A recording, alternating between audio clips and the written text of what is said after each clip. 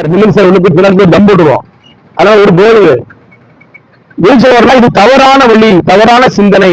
நம்ம நல்லது விதைக்கணும். அதுதான் என்னுடைய ஆசை. சரி, பாரம்பரிய கலைகள், பாரம்பரிய உணவுகள், பாரம்பரிய மருத்துவம். மருத்துவம் இருக்கு கொரோனா காலத்துல.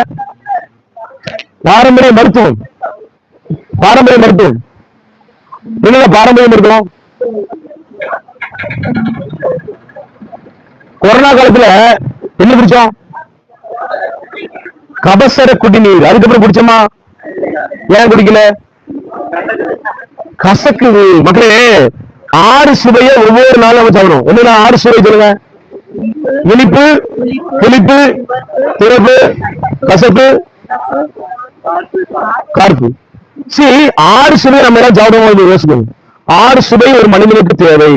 அதே போல கபசர குடிநீர் நம்ம கொரோனா காலத்துக்கு தான் குடிச்சோம். அதுக்கப்புறம் குடிக்கல. அப்ப பாரம்பரிய மருத்துவ இன்றைக்கு கீழ்நிலை போயிட்டு நம்ம என்ன செய்யணும்? நமக்கு ஏதாவது ஒண்ணு என்ன செய்யணும்? நேர சித்த மருத்துவம் இருக்கு. நம்ம தூத்துக்குடி மருத்துவ மருத்துவமனையில் இருக்குது. இங்க ஆரம்ப சுகாதார நிலையம் இருக்கு. இங்க போய் கேளுங்க, இங்க போய் நீங்க பயன்படுத்துங்க. இது சைடு எஃபெக்ட் கிடையாதுப்பா. நம்மளுடைய பாரம்பரிய மருத்துவம் என்ன செய்யும்? பக்க விளைவு இருக்காது. ஆனால் ஆங்கில மருத்துவம் சாப்பிடும்போது என்ன செய்யும்? பக்க விளைவு இருக்கு. பக்க விளைவு இருந்தா என்ன செய்யும்? இன்னொரு நோய் உருவாகும்.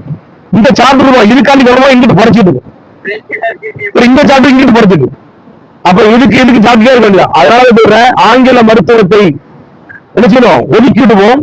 பாரம்பரிய மருத்துவத்தையும், பாரம்பரிய கலைகளையும், பாரம்பரிய உணவுகளையும் என்ன செய்வோம்? கை கொள்வோம்.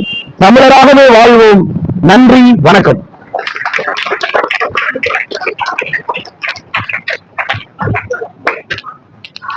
ஒன் ஹவரா கண்டினியூவா யாரையுமே அப்படியே வச்சு நிறைய விஷயங்களை. ஆமா, புரியா?